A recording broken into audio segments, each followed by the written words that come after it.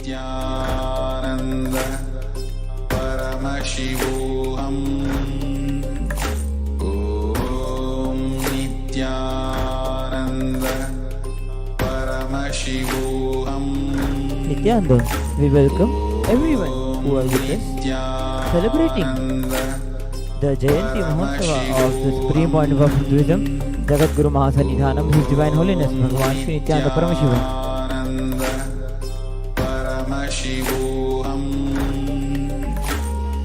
Today is the very day on which the Supreme Point of Hinduism, our beloved Guru, Swamiji, had assumed a physical form.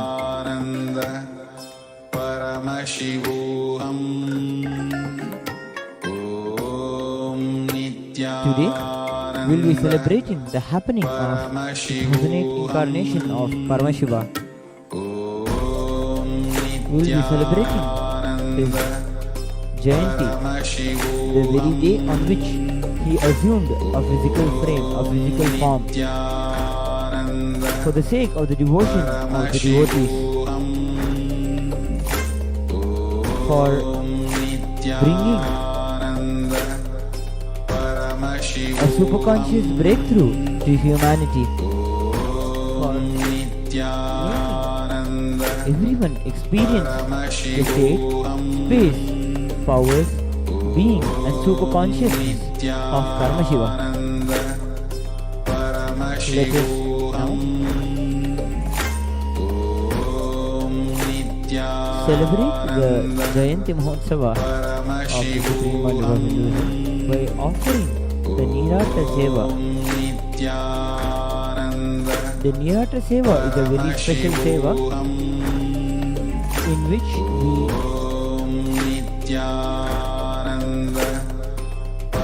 we beautifully, with lot of love and devotion and care for our beloved Master, our beloved Swamiji, we take care of his physical body through which he is manifesting,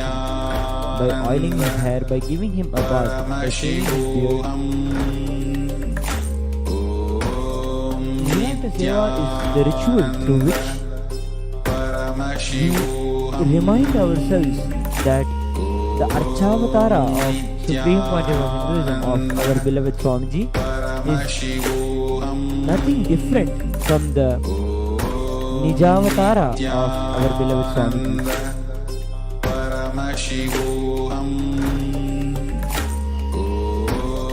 In this seva, we physically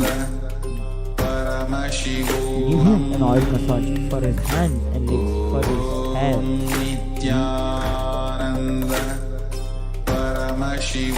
We personally attend to him and do seva for him. Let us now begin the rituals for the Nirata Seva.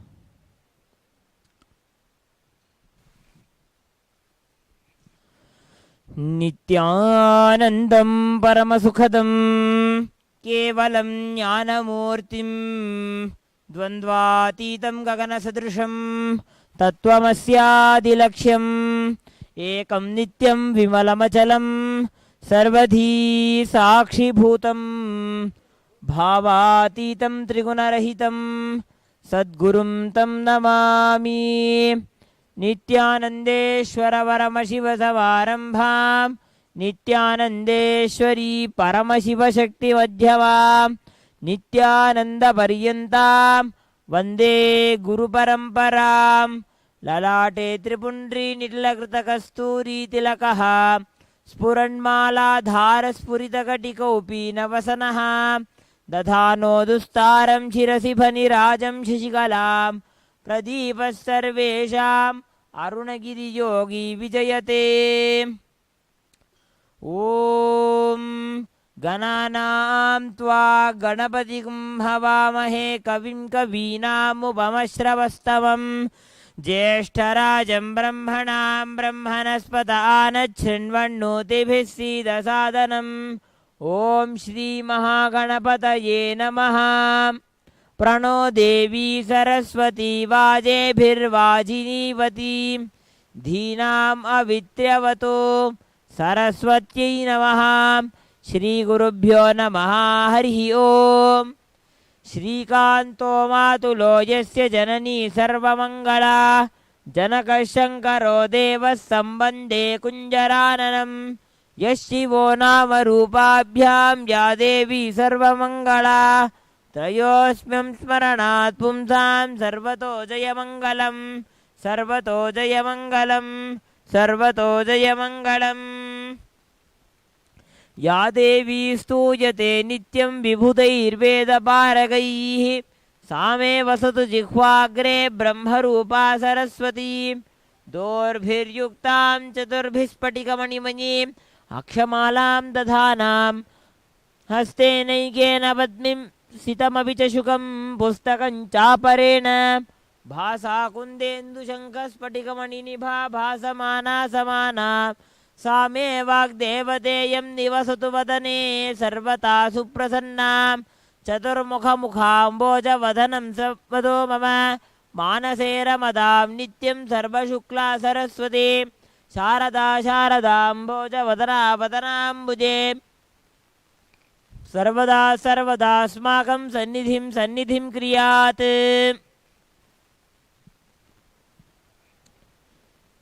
श्रीकान्तद्रुहिणोपमन्युतपन स्कन्देन्द्रनद्यादयः प्राचीना गुरवोऽपि यस्य करुणा लेशात् गदा गौरवम् तं सर्वादिगुरुं मनोज्ञवपुषं मन्दस्मितालङ्कृतं चिन्मुद्राङ्कितमुद्रपाणिनलिनं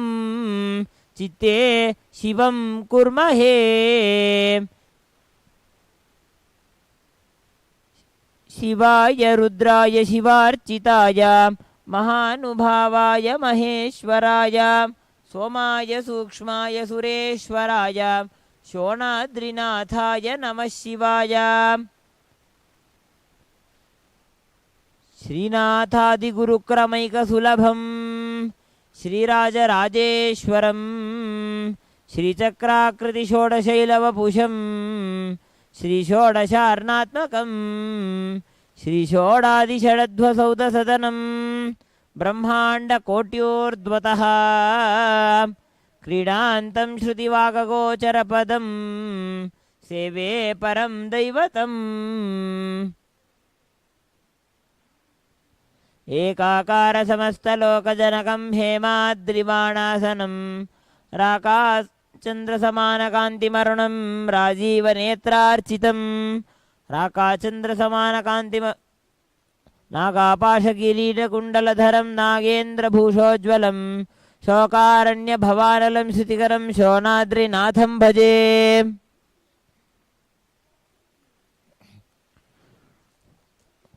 ॐ व्योमव्यापिने व्योमरूपाय सर्वव्यापिने शिवाय अनन्ताय अनाथाय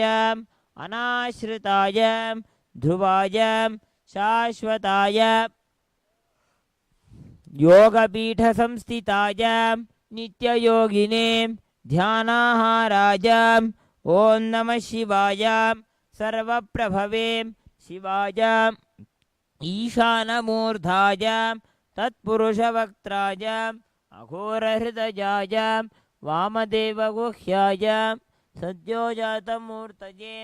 ॐ नमो नमः। गुह्यातिगुह्याय गोप्त्रे अनिधनाय सर्वयोगाधिकृताय सर्वविद्याधिपाय ज्योतिरूपाय परमेश्वरवराय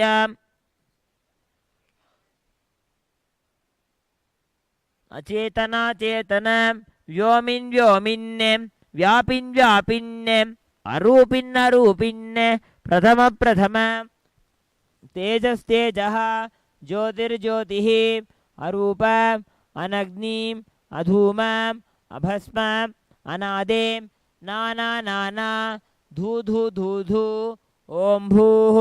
ॐ भुवः ॐ स्वः अनिधन निधन निधनोद्भव शिव सर्व परमात्मने महेश्वर महादेव सद्भावेश्वर महातेजः योगाधिपते मुञ्च मुञ्च प्रथम प्रथम शर्व शर्व भव भव भवोद्भव सर्वभूतसुखप्रद सर्वसान्निध्यकर ब्रह्म विष्णुरुद्रपर अनर्चितानर्चित असंस्तुता संस्तुत पूर्वस्थित पूर्वस्थित साक्षिः साक्षिन् तुरु तुरु पतंग पतंग पिंग पिंग ज्ञान ज्ञान शब्द शब्द सूक्ष्म सूक्ष्म शिव सर्व सर्वदा ओम नमः शिवाय ओम नमो नमः शिवाय नमो नमः ओम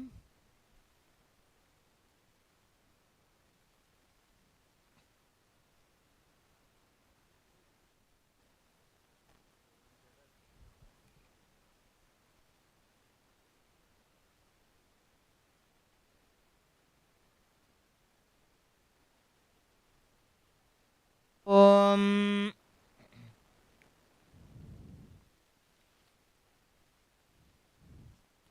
हिरण्यगर्भः समवर्तताग्रे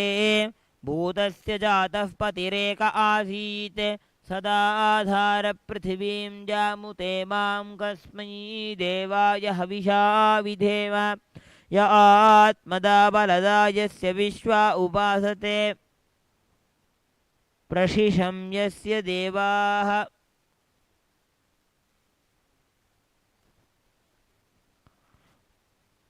ओम तच्छयोरावृणीमहे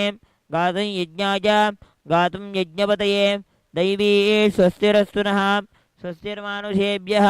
ऊर्ध्वं जिगातु भेषजं शन्नो अस्तु द्विपदे शञ्चतुष्पदे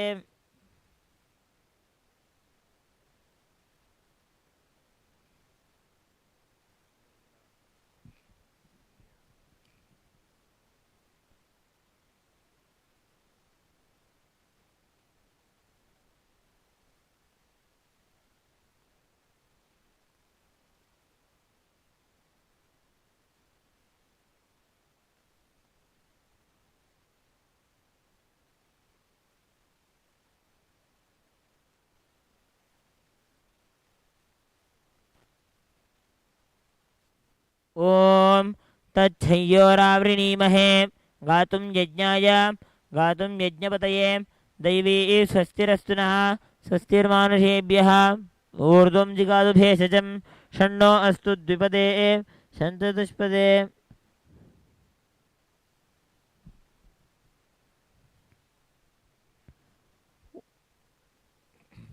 ओम प्रातरग्निं प्रातरिन्द्रगुं हवामहे प्रातर्मित्रावरुणा प्रातरश्विना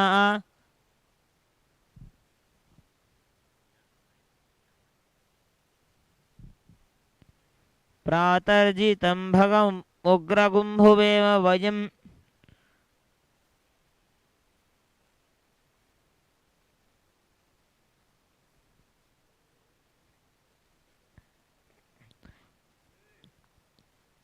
प्रातर्जितं भगमुग्रगुम्भुवेम वयं पुत्रमदितेर्योऽभिधर्ता आध्रश्चिद्यं मन्यमानस्तुरश्चिद्राजा चिद्यं भगं भक्षीत्या भगप्रणेतर्भगसत्यराजो भगे मां धियमुदवदन्नः भगप्रणोदयगोभिरश्वेर्भगप्रणृभिर्नृवन्तः स्याम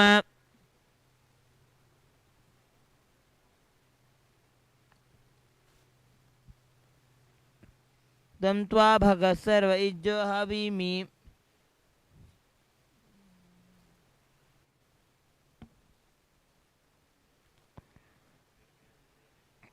तं त्वा भगः सर्व इज्जो हवीमि स नो भगपुर एता भवेह समध्वरा योषसो नमन्तदधिक्रावेव शुचये पदाय अर्वाचीनं वसुविधम्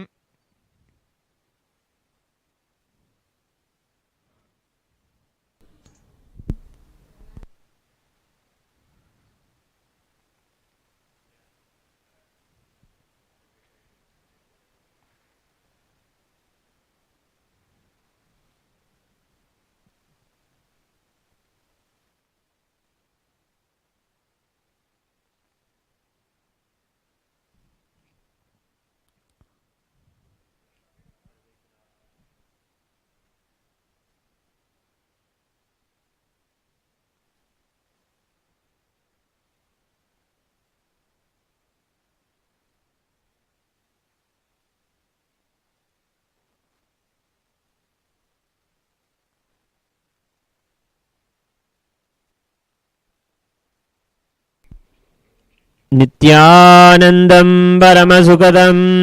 केवलं ज्ञानमूर्तिं द्वन्द्वातीतं गगनसदृशं तत्त्वमस्यादिलक्ष्यम् एकं नित्यं विमलमचलं सर्वदी साक्षिभूतं भावातीतं त्रिगुणरहितं सद्गुरुं तं नमामि नित्यानन्देश्वर परमशिवसमारम्भां नित्यानन्देश्वरी परमशिवशक्तिमध्यमां नित्यानन्दपर्यन्तां वन्दे गुरुपरम्परां ललाटे त्रिपुण्ड्री नितिलकृतकस्तूरीतरकः सुरन्मालाधारस्फुरितकडिकौपीनवसनः तदानो दुष्टारं चिरसि बनिराजं शिशिकलां प्रदीपः सर्वेषां अरुणगिरियोगी विजयते Nityanandam, and welcome to the auspicious day of the birthday of the Supreme Pontiff of Hinduism, Bhagavan Sri Nityanandam Parashivam. Today we are beginning the sevas offered to him with the Niratotsavam. The Niratam is literally a water play. It is a beautiful way of connecting with the deity, where the deities, even the small ways of taking care of ourselves, even in the ways we attend to ourselves as far as grooming ourselves, attending to our cleanliness and etiquette, all of these are all made into a small celebration inside this very ritual, where we get to witness the grandeur of all of these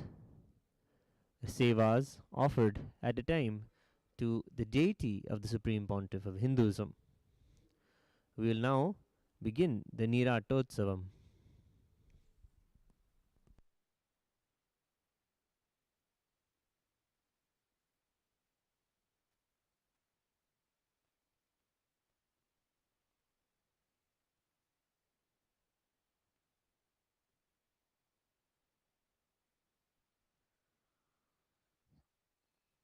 ॐ हंसाय विद्महे परमहंसाय धीमहि तन्नो हंस प्रचोदयात् ॐ सर्वदेवदेवी स्वरूपाय भगवते श्रीनित्यानन्दपरमशिवाय नमः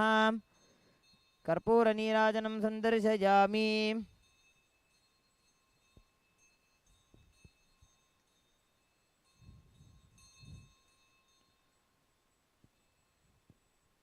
ॐ सहस्रशीर्षा पुरुषः सहस्राक्षः सहस्रपात्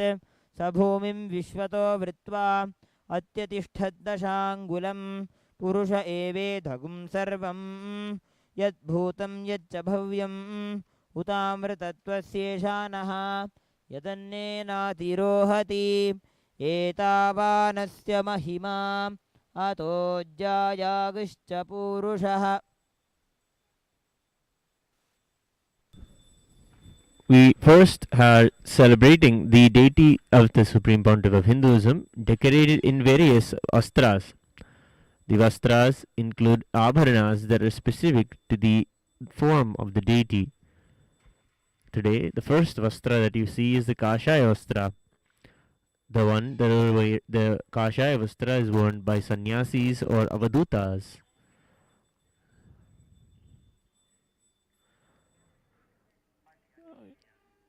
Every jewel, every haram, every jewel and every haram, every pendant is a heirloom of the temple's history, is offered by devotees from age old, and is worn by the deity through hundreds of years. Every vastra, everything is a devotion offered by the devotees to the temple. The next vastra is the vastra that is of Devi, Paramashiva Shakti. We will now offer Deeparadhana to the Sarvadeva Devi Swarupa, Swamiji, who graces as Devi in our lives.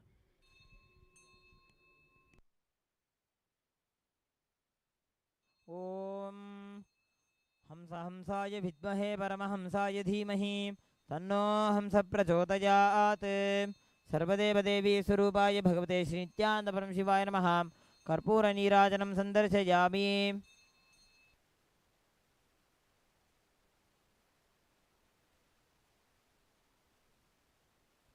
पादोऽस्य विश्वभूतानि त्रिपादस्यामृतं दिवि त्रिपादोर्ध्व उदयत्पुरुषः पादोऽस्येहा भवात् पुनः ततो विश्वं व्यक्रामते शासनानशने अभि तस्माद् विराडजायत विराजो अधिपूरुषः स जातो अत्यच्यत पश्चात् भूमिमथो पुरः यत्पुरुषेण हविषा देवा यज्ञमतन्वत वसन्तो अस्य सीदाज्यं ग्रीष्म इद्म शरद्धभिः सप्तास्य सन्परिधयः त्रिसप्तसमिधः कृताः देवा यज्ञं तन्वानाः अबध्नन् पुरुषं पशुं तञ्यज्ञं बर्हिषि प्रोक्षण्ये पुरुषं जातमग्रतः तेन देवा अयजन्त साध्यार्षयश्च ये तस्माज्जज्ञात् सर्वहुतः ऋचः सामानि जग्निरे छन्दागुंसि जग्निरे तस्मात् यजुस्तस्मादजायत तस्मादश्वा अजायन्त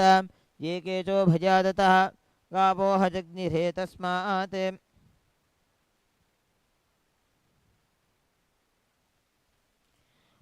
गावो हजग्निरे तस्मात् यजुस्तस्मादजायत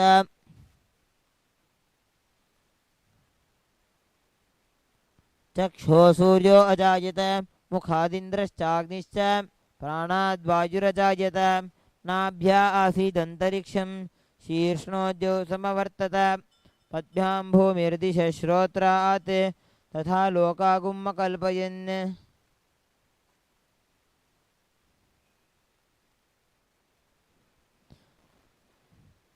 वेदाहमेतं पुरुषं महान्तम् आदित्यवर्णं तमसस्तु पारे सर्वाणि रूपाणि विचित्य धीरः नामानि कृत्वाभिवदन्यतास्ते धाता पुरस्ताद्यमुदा जहार शक्रः प्रविद्वान् प्रदिशश्च दस्रः तमेवं विद्वानमृत इह भवति नान्यः पन्था अयनाय विद्यते यज्ञेन यज्ञमयजन्त देवाः तानि धर्माणि प्रथमान्यासन् ते हनाकं महिमानः सन्ते यत्र पूर्वे धाद्या सन्ति देवाः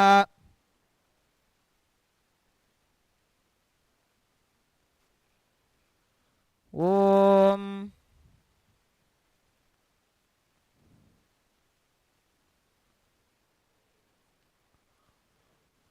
सहना भवतो सहनौ भुनक्तो सह वीर्यं करवावहै तेजस्विनावधीतमस्तु मा विद्विषावहै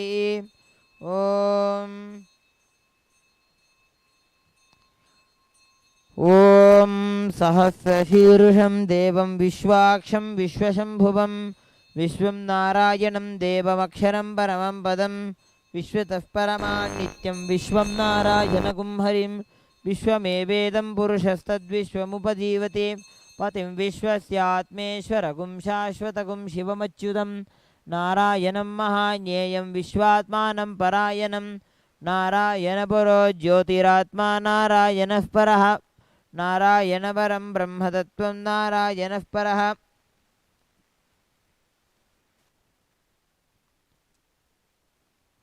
यच्च किञ्चित् जगत् सर्वं दृश्यते श्रूयतेऽपि वा अन्तर्बहिश्च तत्सर्वम्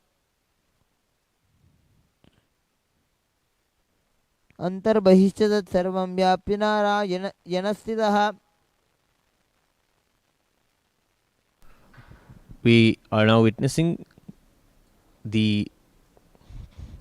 Niratamsavam's beginning preliminary rituals. We are now able to see the hands of the Utsav Vigraha. The Utsav Vigraha of Swamiji's deities hold a special mudra on the lower right hand. It is known as the Tattva Mudra, showing the four fingers and the thumb bended in. This represents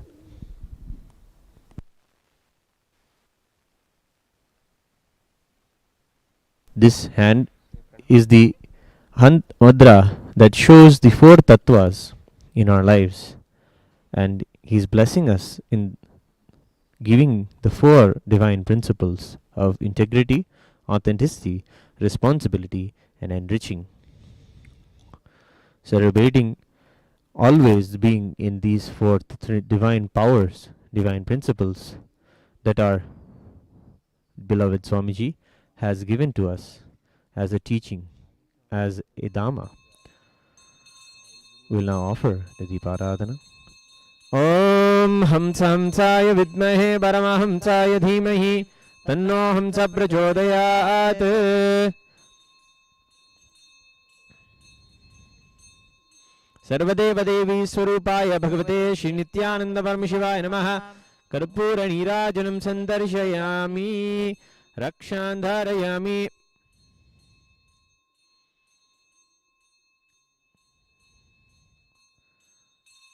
Being the embodiment of all the tattvas, of all the principles of the cosmos, integrity is a principle of the cosmos. When we are on time and when we follow all the words that we give ourselves and others, we invoke the power of integrity, the power of words, the power of vak. When we celebrate all of the best and best ways to express ourselves to our highest inner and outer images, we are living an authentic life of Shraddha. And we live by responsibility, understanding that from everything that we have around us, we are responsible, we are the source. When we live with this tattva, we are living with upayanam. When we are living with the truth of enriching, that life is for others, we live with apyayanam. With these four tattvas, Swamiji blesses us with the lower hand pointed down as the Tattva Mudra. Now we are witnessing the Niratotsavam as the Acharya continues to beginning the cleansing process with the divine Tulasi leaf, offering cleansing of the limbs with special waters and the Tulasi leaf.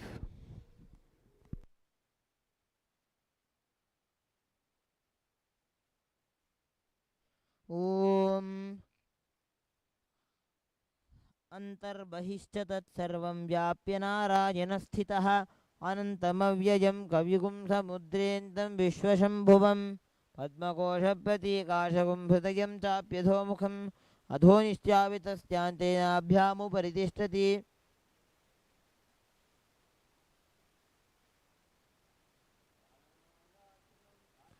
ज्वालमालाकुलं भाति विश्वस्यायतनं महते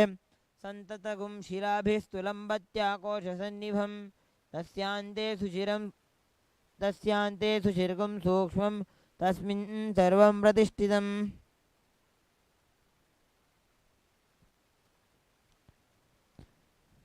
नीवारशूकवत्तन्वी पीताभास्वत्यनुपमा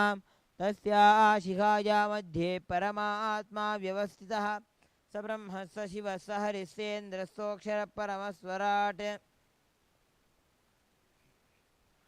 ऋतगुं सत्यं परं ब्रह्मपुरुषं कृष्णपिङ्गलम् ऊर्ध्वरेतं विरूपाक्षं विश्वरूपाय वै नमो नमः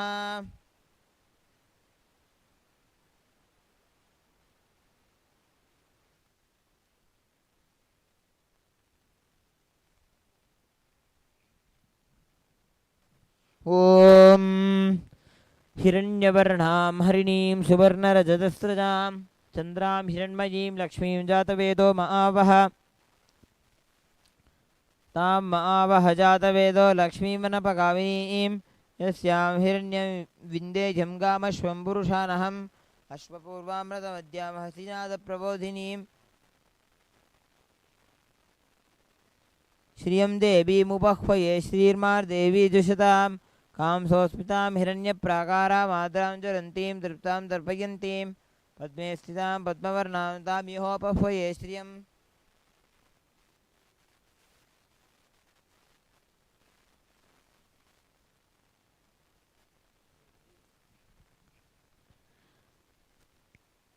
गन्धद्वारान्दुराधर्षां नित्यपुष्टाङ्गरीषिणीं ईश्वरीगुं सर्वभूतानां तामिहोपफुये श्रियं मनसः काममाकूतिं वाचः सत्यमसीमहि पशूनां रूपमन्नस्य मयि श्रीश्रयतां यशः कर्दमेन प्रजाभूता मयि सम्भवकर्दमां श्रियं वासय मे कुले मातरं पद्ममालिनीम् आपस्सृजन्तु स्निग्धानि चिक्लीतवसमे गृहे निजदेवीं मातरगुं श्रियं वासय मे कुले आर्द्रां पुष्करिणीं पुष्टिं सुवर्णां हेममालिनीं सूर्यां हिरण्मयीं लक्ष्मीं जातवेदो म आवह तां म आवह जातवेदो लक्ष्मी मनपगामिनीं यस्यां हिरण्यं प्रभूतं गावो दास्योश्वान् विन्देयं पुरुषारहम्. We are now witnessing the Acharya offering the Achamanam, cleansing the mouth of the deity of the Supreme Pontiff of Hinduism, in a graceful way, celebrating each and every inch of the deity's Tirumeni. We offer Achamanam, water for cleansing. We are always ready to treat the deity as a divine child in our life. The bhava of the Niratam is expounded again and again in the Vaishnava scriptures, where they celebrate the continuous festival of attending to their Lord. The beautiful Niratotsavam, many had the opportunity to offer this seva to the living deities, the living avatars. One of the most beautiful and supreme examples of Niratam comes from the story of Devi Yashoda, and how she took care of the toddler of Bhagavan Sri Krishna.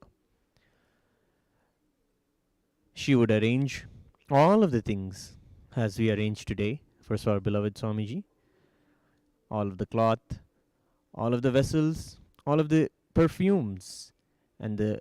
lotions and the divine scents. Keeping all these things ready, she would bring Krishna, and he wouldn't agree. He would just want to play with his friends, or play in the mud, or play with some cows. He wouldn't want to come and take a bath. But she would be able to make the whole taking bath into a celebration, just as any mother would have to work to entertain their child, to make the bath a cleansing process, and also something that the child would celebrate. Yashoda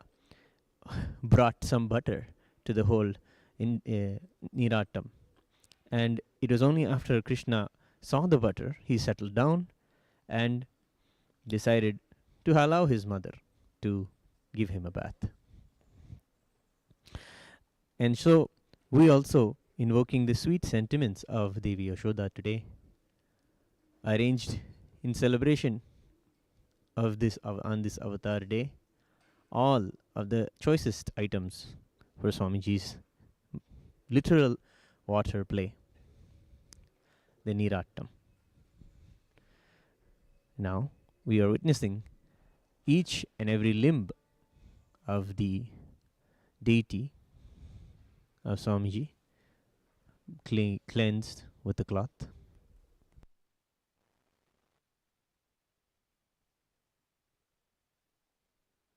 Om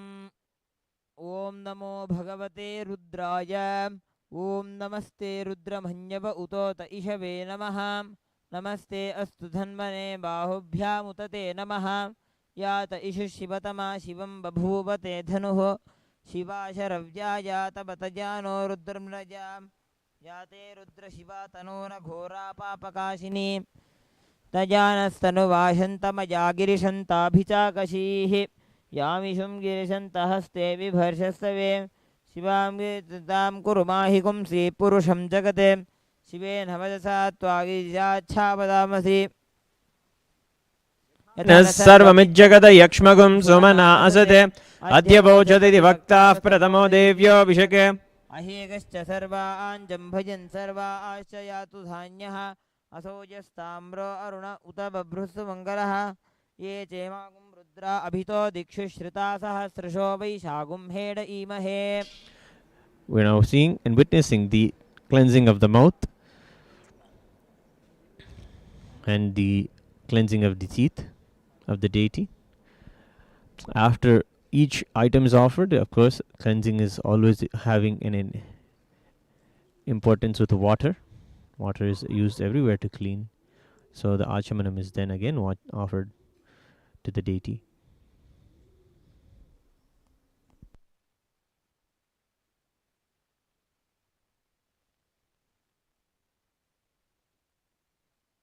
असौयस्ताम्रो अरुण उत बभ्रुस्तु मङ्गलः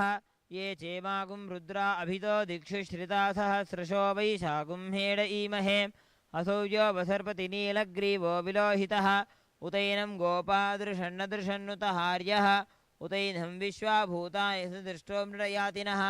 नमो अस्तु नीलग्रीवाय सहस्राक्षाय मीरुषे असौजे अस्य सत्त्वाहं तेभ्यो करं नमः. प्रमुञ्च धन्वनस्त्वमुभयोरार्तियोज्यां याच्च ते हस्त ईशवपराता भगवो वप अवदत्य धनुस्त्वगुं सहस्राक्षशते शुधे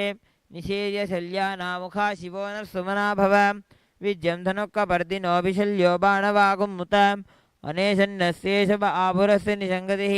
या देहेतिर्मीरुष्टमहस्ते बभूव ते धनुः तयास्मा विश्वतस्त्वमयक्ष्मजा परिभुज. नमस्ते अस्त्वायुधायानातताय धृष्टवे अभाभ्यामतते नम बाहुभ्यां तव धन्वने परिते धन्वनो हेतिरस्मान् वृणक्त विश्वतः अथो य इषधिस्तवारे अस्मन्निधे हितं शम्भवे नमः. नमस्ते अस्तु भगवन् विश्वेश्वराय महादेवाय त्र्यम्बकाय त्रिपुरान्तकाय त्रिकाग्निकालाय कालाग्निरुद्राय नीलकण्ठाय नित्यानन्दाय मृत्युञ्जयाय सर्वेश्वराय सदाशिवाय श्रीमन्महादेवाय नमः. Now we are witnessing the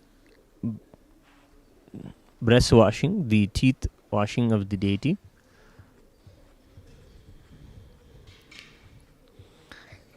Cleansing the very smile of the deity, attending to the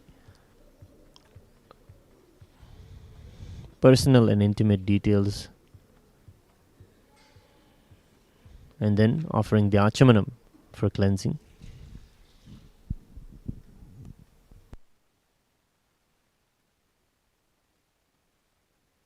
ॐ सहना भवतु सहनौ भुनक्तु सह वीर्यं करवावहै तेजस्विनावधीतमस्तु मा विद्विषावहै. ॐ शान्ति शान्ति शान्तिः.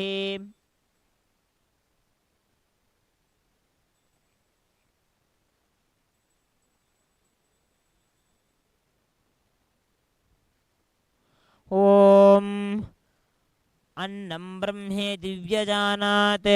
अन्नाद्येव खल्विमानि भूतानि जायन्ते अन्नेन जातानि जीवन्ति अन्नं प्रयन्त्यभिसंविशन्तीति तद्विज्ञाय पुनरेव वरुणं पितरमुपससार. अदीहि भगवो ब्रह्मेति तगुंहोवाच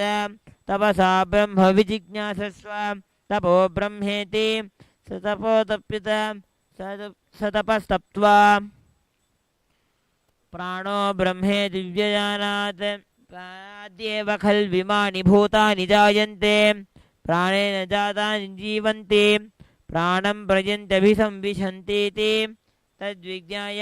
पुनरेव वरुणं पितरमुपससार. Now we are witnessing the tongue cleaning,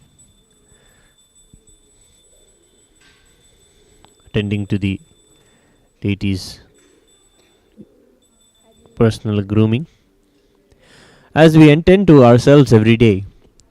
we always are used to it, so we take it for granted all the time when we brush our teeth, clean our faces, or attend to ourselves. We always are absent minded, thinking of the day's work, thinking of the time that we need to spend in our very daily activities. But when we watch the Niratam, when we witness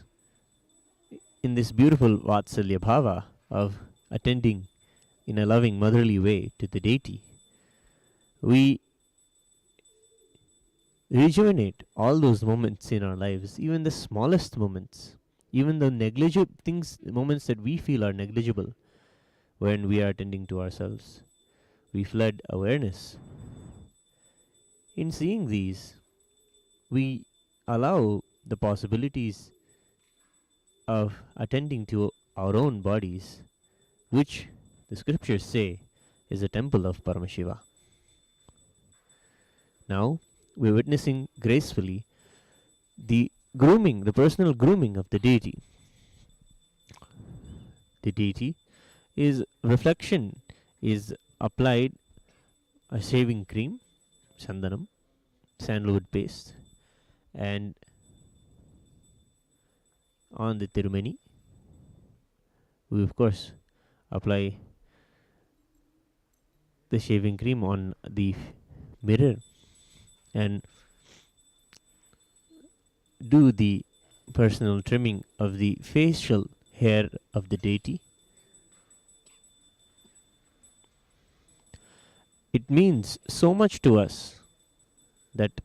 every hair pore and every part of the deity is absolutely perfect. Striving for such detail and perfection is a goal in our Vedic lifestyle. To go on go on cleansing ourselves, and to go on presenting ourselves in the highest way, in a powerful way. Mano Brahme Divyajanaate Manaso Heva Khalvimani Bhuta Nijayante Manasa Jatani Jivanti Manaf Prajantabhisam Vishantiti Om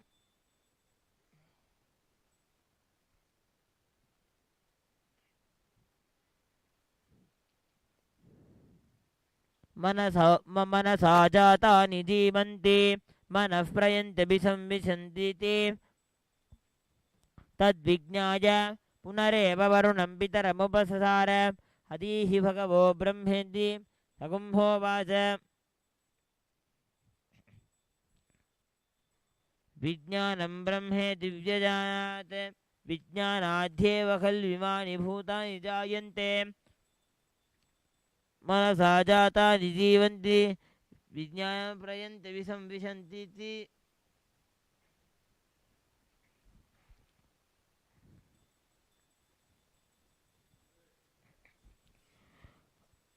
Vijnanam Brahme Divyajanat Vijnanaadhyeva Khalvimani Bhutani Jayante Vijnanena Jatani Jivanti Vijnanam Prayantabhisam Vishantiti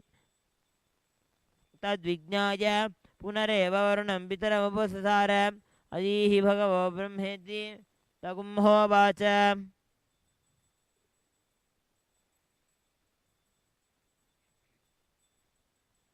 Om Anando Brahme Divyajanat Anandadhyeva Khalvimani Bhutani Jayante Anandena Jatani Jivanti Anandam Prajanti Sambishantiti Tatvijnaya Punareva Varunam Pitaramupasasara Adihi Bhagavo Brahmeti Brahmovacha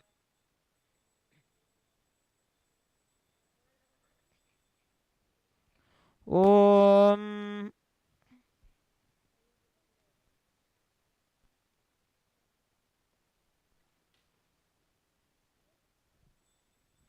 Adihi Bhagavo Brahmeti Tagumho Vata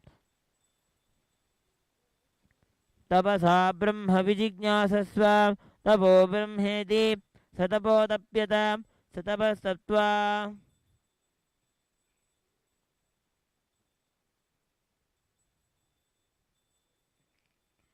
Om Annam Naindyat Tadvratam ब्रह्मोपासनम्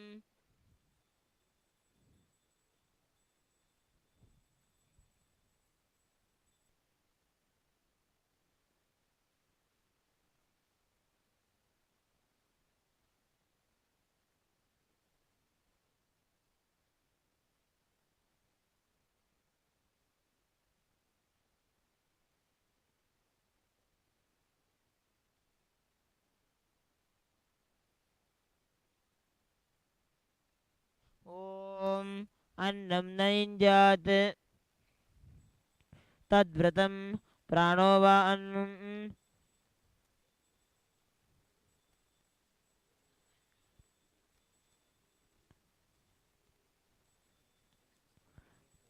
प्राणो वा अन्नं शरीरमन्नादं प्राणे शरीरं प्रतिष्ठितं शरीरः प्राणः प्रतिष्ठितः तदेतदन्नमन्ये प्रतिष्ठितम्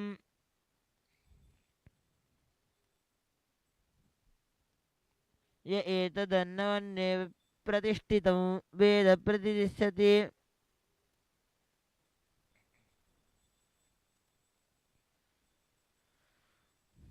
ॐ नमो हिरण्यबाहवे सेनान्ये दिशां च पतये नमो नमो वृक्षेभ्यो हरिकेशेभ्यः पशूनां पतये नमो नमः सस्मिञ्जराय द्विषीवते पत्सीनां पतये नमो नमो हरिकेशायोपवीतिने पुष्टानां पतये नमो नमो भवस्य हेत्यै जगतां पतये नमो नमो रुद्राय तथा विनेक्षेत्राणां पतये नमो नमः सूताय हञ्चाय वनानां पतये नमो नमो रोहिताय स्तपतये वृक्षाणां पतये नमो नमो मन्त्रिणे वाणिजाय कक्षाणां पतये नमो नमो भुवन्तये वारिवस्कृता यौषधीनां पतये नमो नम उच्चैर्घोषाय क्रन्दयते पत्तीनां पतये नमो नमः कृत्स्नवीताय धावते सत्त्वानां पतये नमः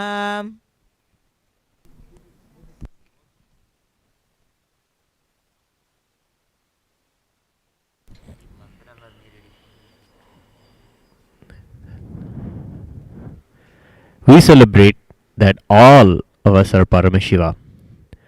not just the deities, but they are a reminder in our lives that all is Paramashiva. Swamiji teaches us that if you connect first with the deity, or with a deity that is made of metal or any stone, if that happens to you and you connect with that deity beautifully as a part of your life, as a god in your life, then that very deity will make it such that every stone that you see becomes a divine experience. The one you walk on, the one that is a pillar in your house, all stones again remind you of that space of the deity. The metals in your life remind you of your oneness with Paramashiva. In the same way, when we take care of a form of a person or an avatara, all forms of person or being will be automatically divine for us. Automatically, they will be Paramashiva for us. When we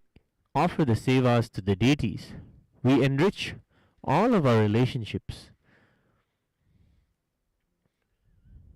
We open up the possibility of seeing Paramashiva in everyone.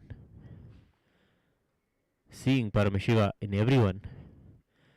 is one of the highest spiritual truths that you can live by.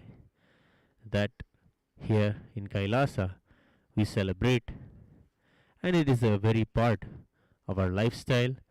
and our very constitution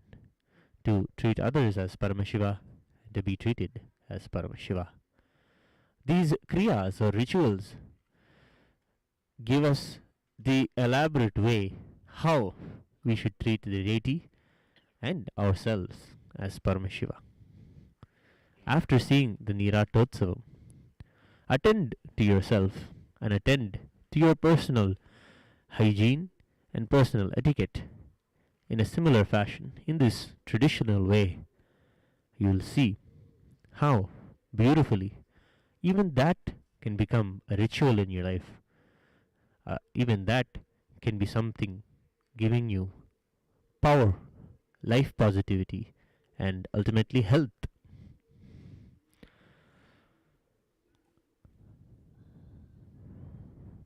We are now witnessing the Acharya. After doing all of the cleansing and the facial um, makeup and cleanse, show if the deity is satisfied, the mirror to show to the deity all of the detailing that has been done so that the deity is satisfied with our service.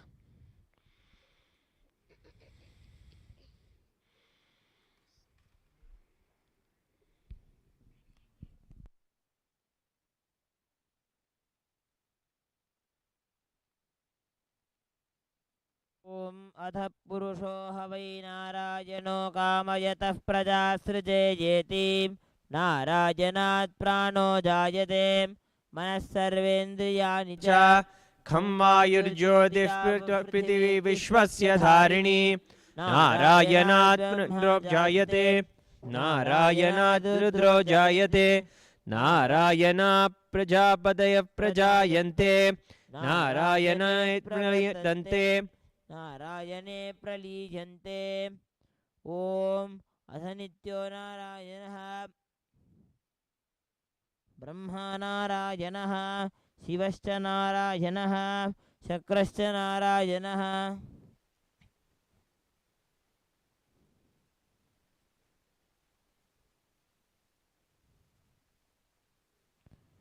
ओमित्यग्रे व्याहरेत् नम इति पश्चात्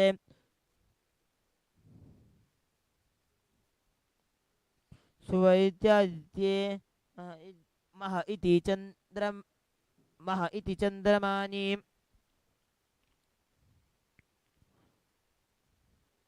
ओमित्येकाक्षरं नम इति द्वे अक्षरे. The hair of a person, even after the body perishes, maintains itself. It takes long of time for the hair and nails of a body to be completely deteriorated. It is in the hair and the nails of a person where their biomemory and muscle memory can be encapsulated. When we attend to the deity, all of the hairs are cleaned and the dhupa incense, the sambrani, is kept onto them to cleanse the hair of all of its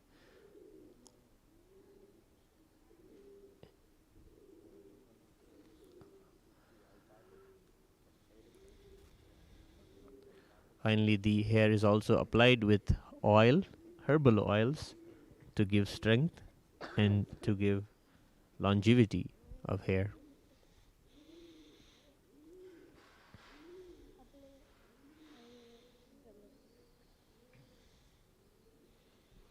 When we witness these rituals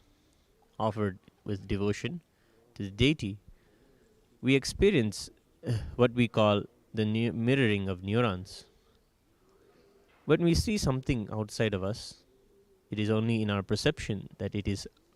apart from us or something outside of us. But in truth, we are in oneness. When we witness the ritual of Niratam, our bodies are also healed.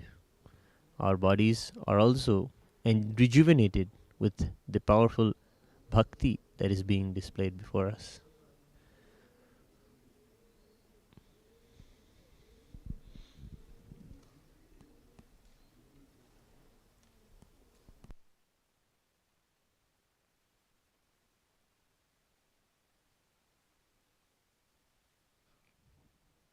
ॐ तानेकदा समभयत्तदेततोमिति यमुक्त्वा मुच्यते योगी जन्मसंसारबन्धनात् ॐ नमो नारायणायेति मन्त्रोपासकः वैकुण्ठभुवनलोकं गमिष्यति.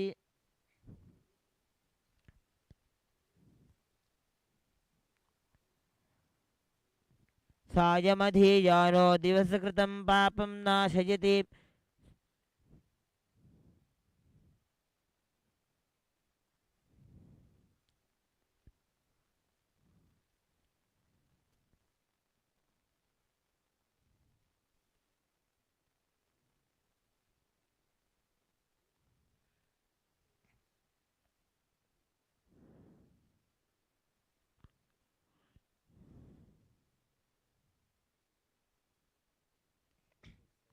पुण्य ए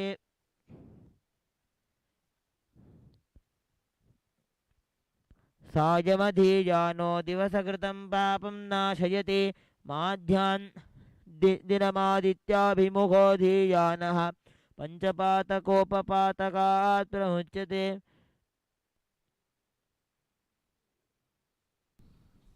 Ayurvedic oils are applied onto the scalp for the strength and health of the head, attending to our own head. With these, rejuvenates our nadis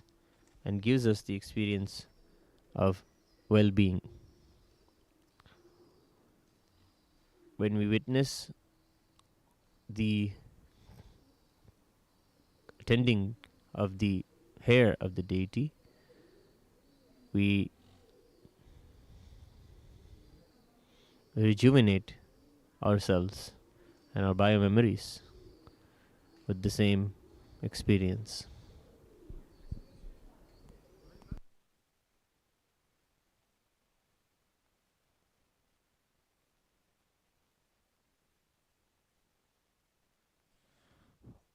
ॐ भद्रं कर्णेभिः शृणुयामदेवाः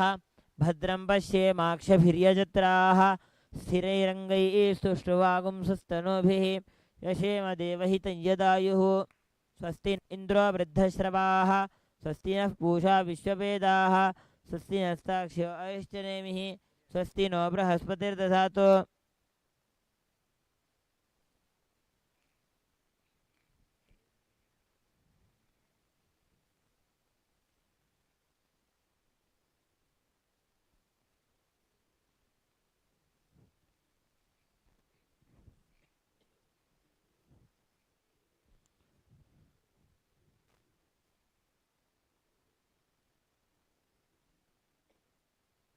The top of the forehead, the top of the head is the where the jiva exits when one has a yogic body. The nadi, that is the Shushumna nadi, is present at the top of the head. Applying oil and attending to it in a healthy way is being offered to the deity of the Supreme Pontiff of Hinduism. Let us all have the same health, strength, and spiritual well-being.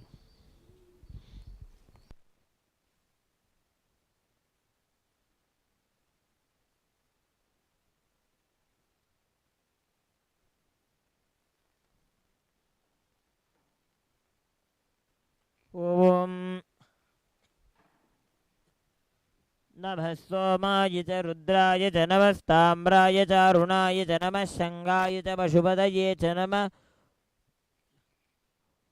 नीलग्रीवाय च शितिकण्ठाय च नमः कपर्दिने च व्युप्तकेशाय च नमः सहस्राक्षाय च शतधन्वने च नमो गिरिशाय च शिपिविष्टाय च नमो मीनुष्टमाय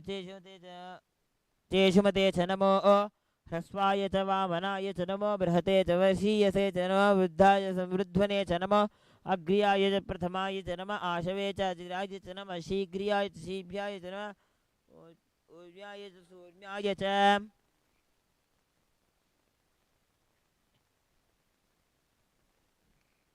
The molishing or the head massage is given, rubbing in the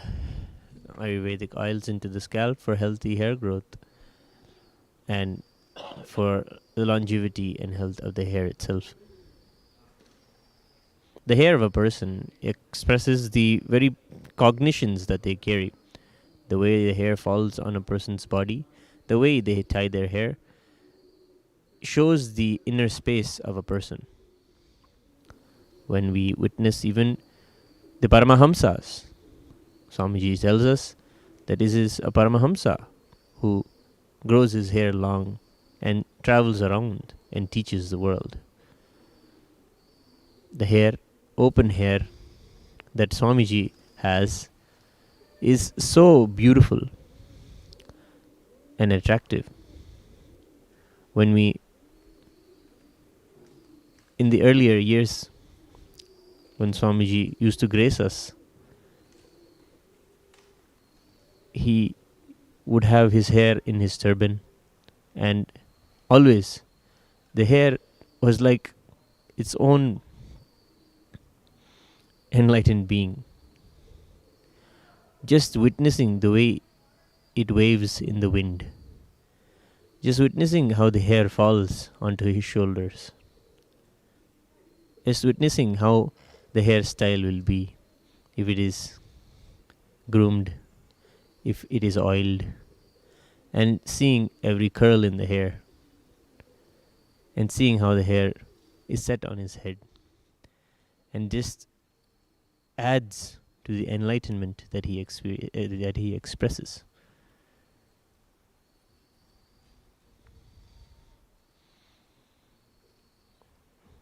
Literally, witnessing the hair of the deity and the air of the Supreme Pontiff of Hinduism can give us a celebration of enlightenment itself, as attending to it and taking care of it is our highest privilege and highest honor.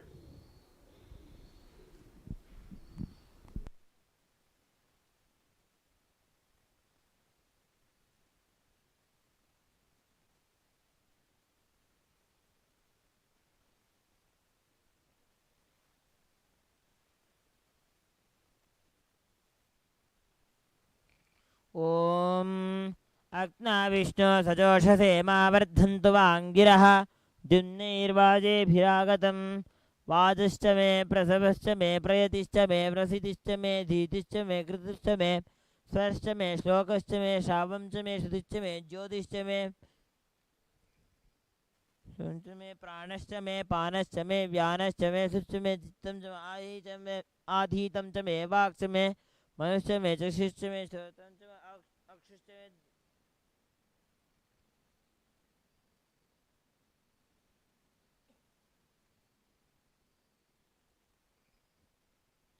ॐ नमः व्याधिनीभ्यो विविध्यन्तीभ्यश्च वो नमो नम उगणाभ्यस्तृगुंहतीभ्यश्च वो नमो नमो गृत्सेभ्यो गृत्सवतीभ्यश्च वो नमो नमो व्रातेभ्यो व्रातवतीभ्यश्च वो नमो नमो गणेभ्यो गणपतिभ्यश्च वो नमो नमो विरूपेभ्यो विश्वरूपेभ्यश्च वो नमो नमो महद्भ्यः क्षुल्लकेभ्यश्च वो नमो नमो रथिभ्यो रथेभ्यश्च वो नमो नमो रथेभ्यो रथपतिभ्यश्च वो नमो नमः सेनानिभ्यश्च वो नमो नमः क्षत्रुभ्यः संग्रहीतृभ्यश्च वो नमो नमः स्तक्षद्भ्यो रथकारेभ्यश्च वो नमो नमः कुलालेभ्यः कर्मारेभ्यश्च वो नमो नमः पुञ्जिष्टेभ्यो निषादेभ्यश्च वो नमो नमः इषकृद्भ्यो तन्वकृद्भ्यश्च वो नमो नमो मृगयुभ्यः स्वनिभ्यश्च वो नमो नमः श्वभ्यः श्वपतिभ्यश्च वो नमः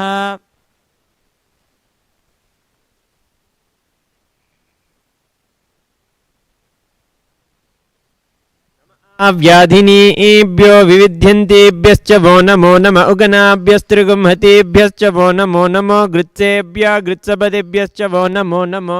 व्रातेभ्यो व्रातपतिभ्यश्च वो नमो नमो गणेभ्यो गणपतिभ्यश्च वो नमो नमो विरूपेभ्यो विश्वरूपेभ्यश्च वो नमो नमो महद्भ्यः क्षुल्लकेभ्यश्च वो नमो नमो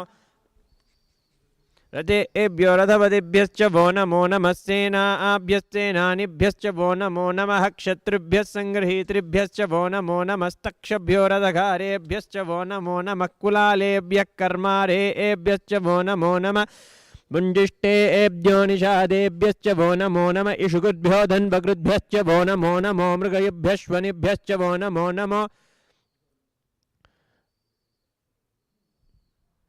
आसीनेभ्यश्च यानेभ्यश्च वो नमः स्वपद्यो जागृद्भ्यश्च वो नमस्तिष्ठभ्यो धावद्भ्यश्च वो नमः सभाभ्यः सभापतिभ्यो नमो अश्वेभ्यो अश्वदिभ्यश्च वो नमः नम आव्याधिनीभ्यो विविध्यन्तेभ्यश्च वो नमः उगनाभ्यस्त्रिगुंहतेभ्यश्च वो नमो गृत्सेभ्यो गृत्सपदिभ्यश्च वो नमो तेभ्यो व्रातपदिभ्यश्च वो नमो गणेभ्यो गणपतिभ्यश्च वो नमो विरूपेभ्यो विश्वरूपेभ्यश्च वो नमो महद्भ्यः क्षुल्लकेभ्यश्च वो नमो रथिभ्यो रथेभ्यश्च वो नमो रथपतिभ्यश्च वो नमः सेनानिभ्यश्च वो नमः क्षत्रिभ्यश्च वो नमः क्षत्रियभ्यश्च वो नमः कुलालेभ्यः कर्मारेभ्यश्च वो नमः पुञ्जिष्टेभ्यो निषादेभ्यश्च वो नमः ऋषकृद्भ्यो धन्वकृद्भ्यश्च वो नमो मृगजुभ्यश्वनिभ्यश्च वो नमः अश्वभ्यश्वपतिभ्यश्च वो नमः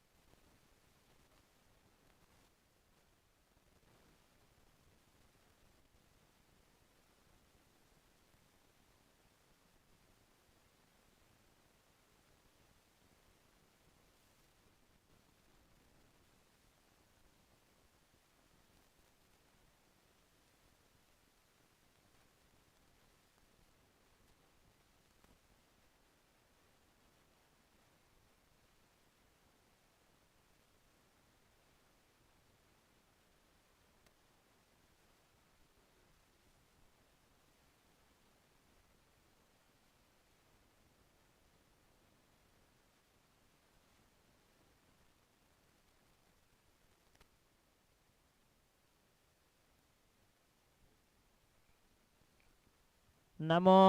ज्येष्ठाय च कनिष्ठाय च नमः पूर्वजाय च परजाय च नमो मध्यमाय चापगल्भाय च नमो जघन्याय च बुद्धिजाय च नमः सोऽभ्याय च प्रतिसर्याय च नमो जाम्याय च. As the continuous application and massage of the head is happening, the deity's face is also continuously having oil on it. The Acharya attends to the deity's face by wiping it with a towel and then offering achamanam, cleansing the teeth, cleansing the mouth, and continuing giving a massage to the top of the head of the deity. The actual application of oil and massage of the head awakens all the nadis that are there on the head. Nadis are energy channels or subtle nervous grooves. Of course, when the enlightened beings happen, all of their nadis are all open. And a deity, being an Archavatara, being the very Tirumeni, the very body of the enlightened consciousness, when we touch it and attend to it in this manner, we experience even the awakening of all of our nadis, all of our energy channels, and the possibility of the highest Kundalini awakening is also blessed.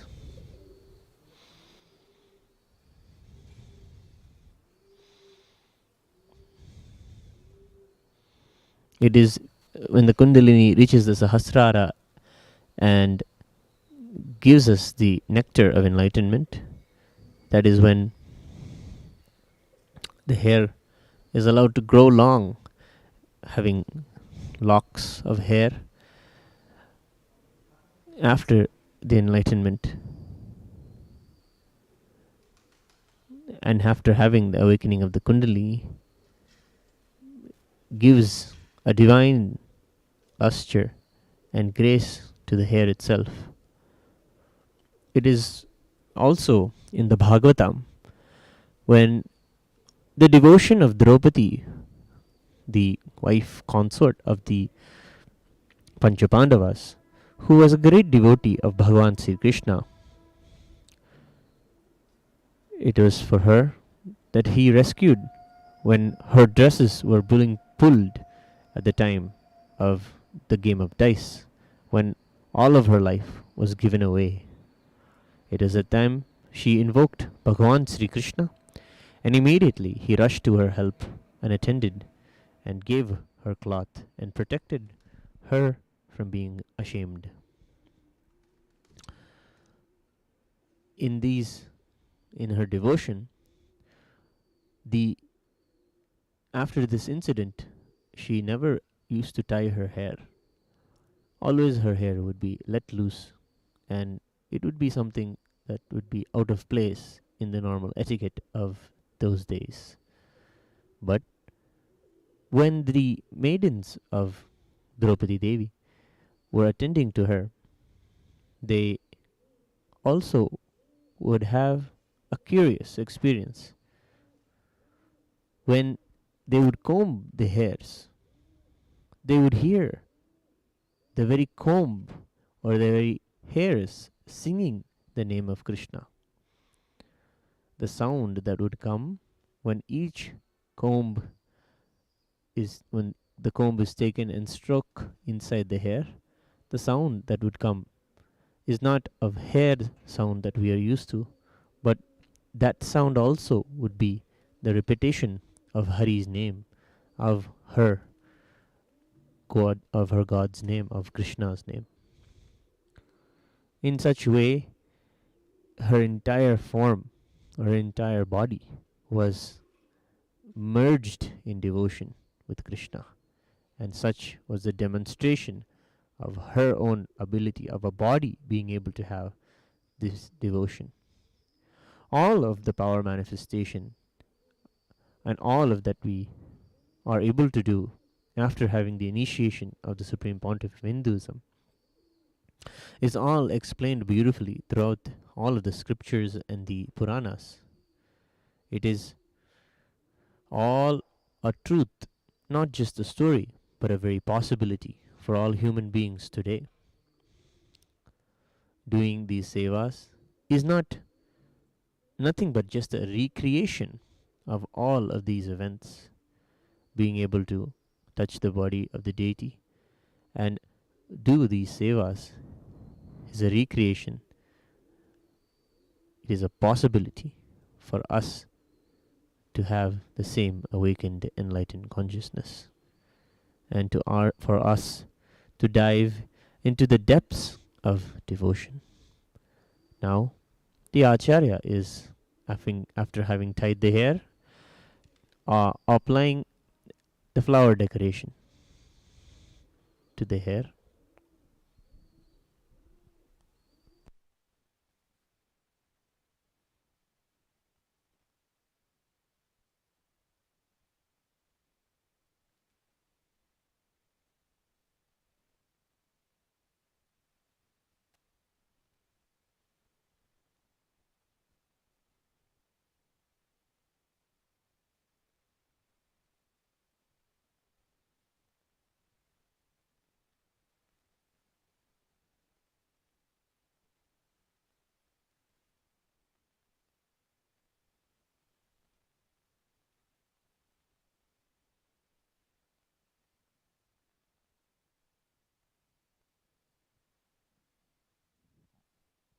ॐ नमस्ते गणपतये त्वमेव प्रत्यक्षं तत्त्वमसि त्वमेव केवलं कर्तासि त्वमेव केवलं धर्तासि त्वमेव केवलं हर्तासि त्वमेव सर्वं खल्विदं ब्रह्मासि त्वं साक्षादात्मासि नित्यं ऋतं वच्मि सत्यं वच्मि अवत्वं माम् अववक्तारम् अवश्रोतारम् अवदातारम् अवधातारम् अवानूचानमवशिष्यम् अवपश्चातात् अवोत्तरातात् अविदक्षिणातात् अवचोद्वातात् अवाधरातात् सर्वतो मां पाहि पाहि समन्तात् त्वं वाङ्मयस्त्वं चिन्मयः त्वम् आनन्दमयस्त्वं ब्रह्ममयः त्वं सच्चिदानन्दाद्वितीयोऽसि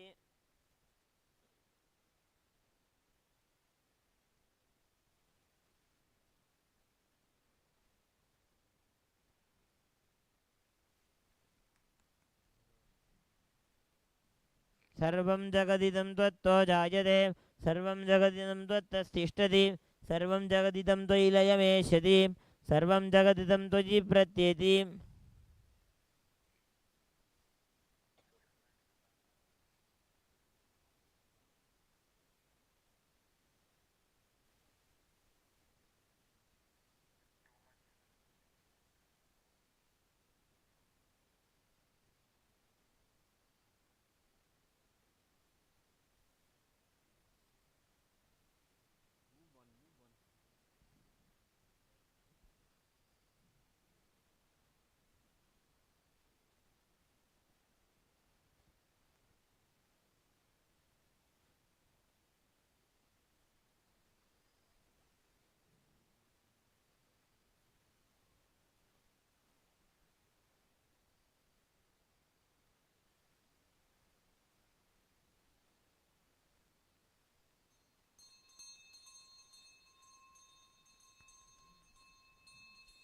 ॐ न तत्र सूर्यो भाति न चन्द्रतारकं नेमा विद्युतो भाति कुतोऽयमग्निः तमेव भान्तमनुभाति सर्वं तस्य भाषा सर्वमिदं विभाति ॐ हंसाय विद्महे परमहंसाय धीमहि तन्नो हंस प्रचोदयात् श्री सर्वदेवदेवी स्वरूपाय भगवते श्री नित्यानंद परमशिवाय नमः कर्पूर नीराजनं सन्दर्शयामि रक्षान्धारयामि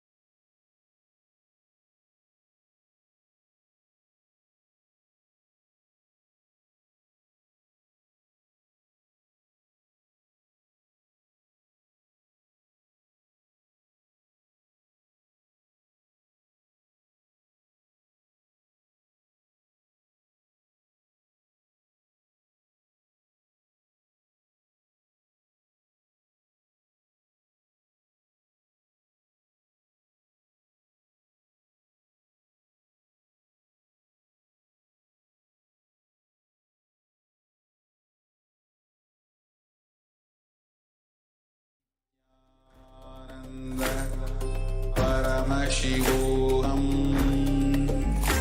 ॐ नित्यानन्द परमशिवोऽहम् ॐ नित्यानन्द परमशिवोऽहम् ॐ नित्यानन्द परमशिवोऽहम्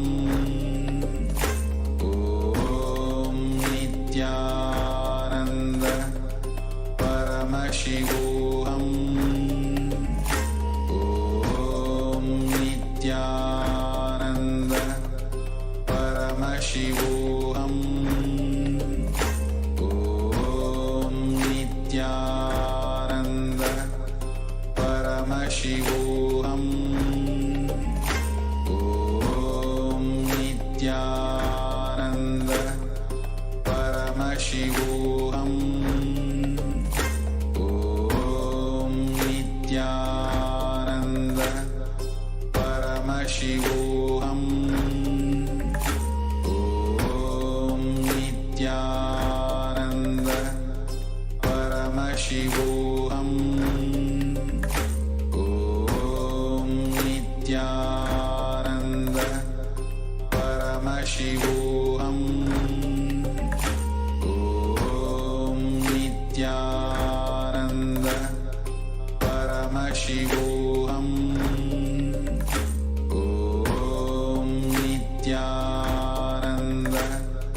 परमशिवोऽहम् ॐ नित्यानन्द परमशिवोऽहम् ॐ नित्यानन्द परमशिवोऽहम् ॐ नित्यानन्द परमशिवोऽहम् ॐ नित्यानन्द परमशिवोऽहम् ॐ तच्च मे नित्यानन्द लोकश्च मे श्रावश्च मे श्रुतिश्च मे ज्योतिश्च मे शुभश्च मे प्राणश्च मे पानश्च मे व्यानश्च मे सुश्च मे चित्तञ्च म आधीतञ्च मे वाक्च मे मनश्च मे चक्षुश्च मे श्रोत्रं च मे दक्षश्च मे बलञ्च म ओजश्च मे सहश्च म आयुश्च मे जरा च म आत्मा च मे तनुश्च मे शर्म च मे वर्म च मेऽङ्गानि च मे स्थानि च मे परोगुंषि च मे शरीराणि च मे ज्येष्ठञ्च म आधिपत्यं च मे मन्युश्च मे भामश्च मेऽम्भश्च मे जयिमा च मे महिमा च मे वरिमा च मे वक्ष्मा च मे द्राघुया च मे वृद्धञ्च मे वृद्धिश्च मे सत्यञ्च मे श्रद्धा च मे जगच्च मे धनञ्च मे कृषिश्च मे क्रीडा च मे मोदश्च मे जातञ्च मे जनिष्यमानञ्च मे सूक्तञ्च मे सुकृतञ्च मे वित्तञ्च मे वेद्यञ्च मे भूतञ्च मे भविष्यच्च मे सुगञ्च मे सुपथञ्च मरुद्धञ्च मरुद्धिश्च मे क्लिप्तञ्च मे क्लिप्तिश्च मे मतिश्च मे सुमतिश्च मे सं च मे मयश्च मे प्रियञ्च मे नुकामश्च मे कामश्च मे सौमनसश्च मे भद्रञ्च मे श्रेयश्च मे वस्यश्च मे यशश्च मे भगश्च मे द्रविणञ्च मे यमता च मे धर्ता च मे क्षेमश्च मे दितिश्च मे विश्वञ्च मे महच्च मे संविच्च मे ज्ञात्रञ्च मे सूश्च मे प्रसूश्च मे क्षीरं च मे लयश्च मृतं च मे मृतं च मे यक्ष्मं च मे नाम यच्च मे जीवादुश्च मे दीर्घायुत्वं च मे न मित्रं च मे भयं च मे सुखं च मे सेनं च मे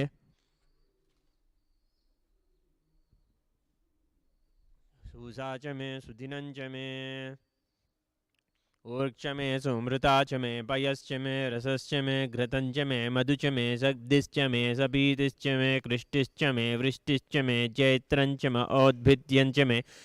रयश्च मे रायश्च मे पुष्टं च मे पुष्टिश्च मे विभु च मे प्रभु च मे बहु च मे भूयश्च मे पूर्णं च मे पूर्णतरं च मे क्षितिश्च मे कूयवाश्च मे अन्नं च मे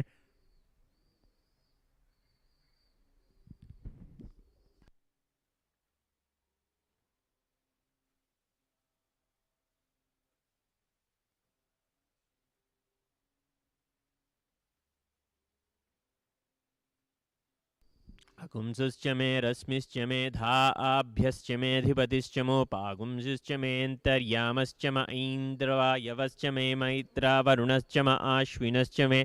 प्रतिप्रस्थानश्च मे शुक्रश्च मे मन्थी च म आग्रयनश्च मे वैश्वदेवश्च मे मरुत्वतीयाश्च मे माहेन्द्रश्च म आदित्यश्च मे सावित्रश्च मे सारस्वतश्च मे पौष्णश्च मे पात्नीवतश्च मे हार्यो जनश्च मे इद्मश्च मे बर्हिश्च मे वेदिश्च मे जिष्णियाश्च मे शुचश्च मे चमसाश्च मे ग्रावाणश्च मे स्वरवश्च मे उपरवाश्च मे सवने च मे द्रोणकलशश्च मे वायव्यानि च मे पूतभृच्च म आधवनीयश्च म आग्नीद्रञ्च मे हवृद्धानञ्च मे गृहश्च मे सदश्च मे पुरोडाशाश्च मे पचताश्च मे वभृतश्च मे सुखाकारश्च मे अग्निश्च मे कर्मश्च मे अर्कश्च मे सूर्यश्च मे प्राणश्च मे श्वमेधश्च मे पृथिवी च मे दितिश्च मे दितिश्च मे द्यौश्च मे सक्त्वरीरङ्गुलयो दिशश्च मे यज्ञेन कल्पताम्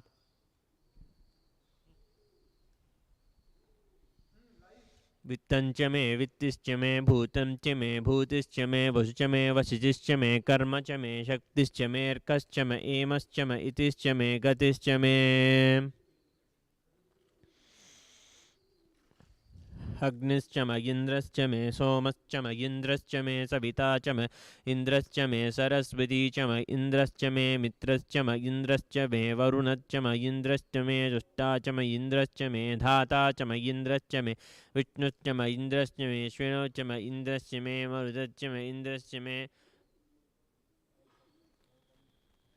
प्रजापतिश्च म इन्द्रश्च मे गुंसुश्च मे रश्मिश्च मे धाभ्यश्च मेऽधिपतुश्च मोपागुंसश्च मेऽन्तर्यामश्च म इन्द्रवायवश्च मे मैत्रावरुणश्च म आश्विनश्च मे प्रतिप्रस्थानश्च मे शुक्रश्च मे मन्धी च म आग्रयनश्च मे वैश्वदेवश्च मे ध्रुवश्च मे वैश्वानरश्च म ऋतुग्रहाश्च मे तिग्राह्याश्च म ऐन्द्राग्नश्च मे वैश्वदेवश्च मे मरुत्वतीयाश्च मे माहेन्द्रश्च म आदित्यश्च मे सावित्रश्च मे सारस्वतश्च मे पौष्णश्च मे पात्नीवतश्च मे हार्योजनश्च मे इद्मश्च मे बर्हिश्च मे वेदिश्च मे दिष्टियाश्च मे शुचश्च मे चमसाश्च मे ग्रावाणश्च मे स्वरवश्च म उपरवाश्च मे दिशवने च मे द्रोणकलशश्च मे वायव्यानि च मे पूतभृच्च म आदवनीयश्च म आग्नीर्धञ्च मे हविर्धानञ्च मे ग्रहाश्च मे सदश्च मे पुरोडाशाश्च मे पचताश्च मे वभृधश्च मे स्वगाकारश्च मे अग्निश्च मे कर्मश्च मे अर्कश्च मे सूर्यश्च मे प्राणश्च मे श्वमेधश्च मे पृथिवी च मे दितिश्च मे दितिश्च मे द्यौश्च मे सक्त्वरीरङ्गुलयो दिशश्च मे यज्ञेन कल्पतां प्राणो यज्ञेन कल्पताम् अपानो यज्ञेन कल्पतां व्यानो यज्ञेन कल्पता गुष्टोत्रं यज्ञेन कल्पतां मनो यज्ञेन कल्पतां वाग्यज्ञेन कल्पतामात्मा यज्ञेन कल्पतां यज्ञो यज्ञेन कल्पताम् ॐ धूरसि धूर्वधूर्वन्तं धूर्वतयोऽस्मान् धूर्वतितं धूर्वयं वयं धूर्वामस्त्वं देवानामसि सस्नितमं वप्रतमं ज्येष्ठतमं वह्नितमं देवहूतममहृतमसि हविर्दानं नृगमस्वमाह्वा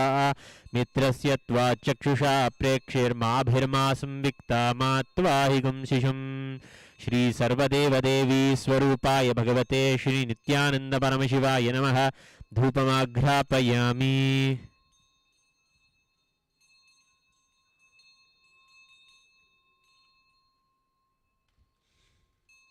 ॐ उद्दीप्य स्वजातवेदो भग्नं निर्दिं मम पशुगुष्यमह्यमावह जीवनं चिदिशो दिश मानो हि गुंसीर्जातवेदो कामस्वं पुरुषं जगत् अभिद्भृतग्न आगहि श्रियामा परिपातय श्री सर्वदेवदेवी स्वरूपाय भगवते श्री नित्यानंद परमशिवाय नमः नीराजनं दीपं सन्दर्शयामि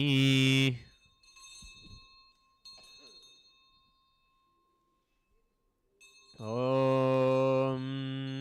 मधुवातारतायते मधुक्षरन्ति सिन्धवः माद्वीर्णः सन्तोषसीः मधुनक्तमुतोषसि मधुमत्पार्थिवकुम्रजः मधुद्योरस्तु नः पिता मधुमान्नो वनस्पतिर्मधुभागुमस्तु सूर्यः माद्वीर्गावो भवन्तु नः मधु मधु मधु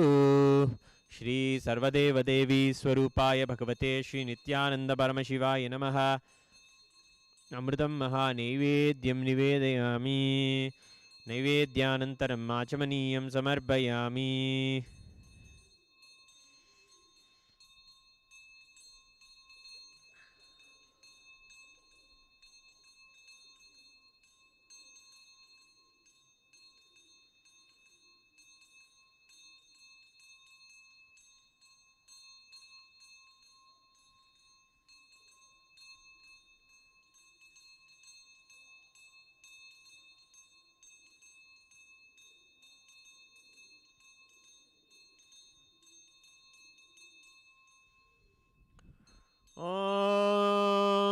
सोमो वा एतस्य राज्यमाधत्ते यो राजासन् राज्यो वा सोमे नेजते देवसु वा मेदानि हविगुंसि भवन्ति य एतावन्तो वै देवानागुंसवाः ते वास्मै लुक्पेच्छन्ति तेन पुनः सुवन्ते राज्याय देवसु राजा भवति कर्पूरगौरं करुणावतारं संसारसारं भुजगेन्द्रहारं सदा वसन्तं हृदयारविन्दे भवं भवानी सहितं नमामि भवं भवानी सहितं नमामि भवं भवानी सहितं Namami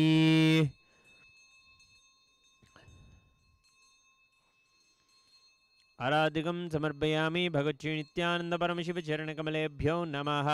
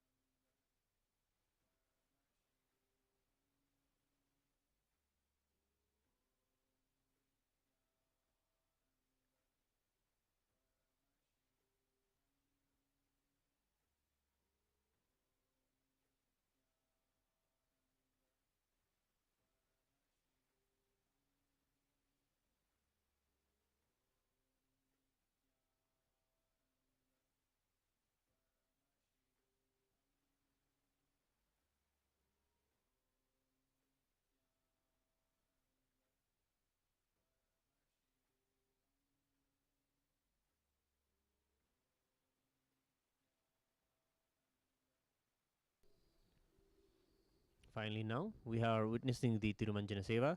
the Abhishekam of the deity of the Supreme Pontiff of Hinduism. After all of the preliminary cleansing and maintenance, we offer the sacred bath with the turmeric waters. Turmeric is gold among the herbs. Turmeric is health-wise, gives us everything.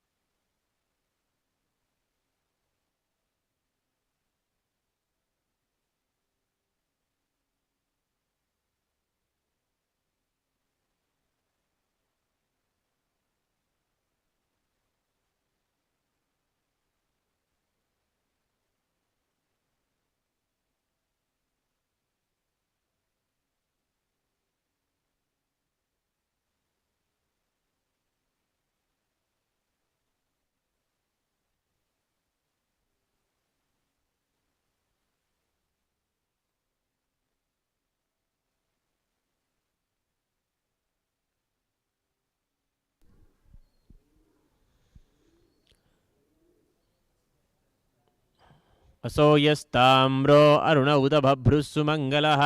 ये चेमागुं रुद्राभितो दिक्षु श्रिता सहस्रशो वैशागुं head ईमहे असो यो वसर्पति नीलग्रीवो विलोहितः उतैनं गोपादृशन्नदृशन्नुदहार्यः उतैनं विश्वाभूतानि सदृष्टो मृडयातिनः नमो अस्तु नीलग्रीवाय सहस्राक्षाय मीडुषे अथो ये अस्य सत्त्वानोऽहं तेभ्यो करन्नमः प्रमुञ्चधन्वनस्त्वमुभयोरार्त्नियोर्जां याश्च ते हस्तैषवः पराता भगवो वप अवतत्यधनुस्त्वगुं सहस्राक्षसते शुधे निशीर्य शल्यानामुखा शिवो नः सुमना भव विज्यं धनुक्कपर्दिनो विशल्यो बाणवागुम् उत अनेसन्नस्येषव आभुरस्य निषङ्गतिः याते तिर्मीडुष्टमहस्ते बभूव ते धनुः तयास्मान् विश्वदस्त्वमयक्ष्मया परिभुजा नमस्ते अस्त्वायुधाय नातताय जुष्णवे उभाभ्यामुदते नमो बाहुभ्यां तव धन्वने परिते तन्वनो हेतिरस्मान् वृणक्तु विश्वतः अथो य इषुधिस्तवारे अस्मन्निदेहितम् शम्भवे नमः नमस्ते अस्तु भगवन् विश्वेश्वराय महादेवाय त्र्यम्बकाय त्रिपुरान्तकाय त्रिकालाग्निकालाय कालाग्निरुद्राय नीलकण्ठाय नित्यानन्दाय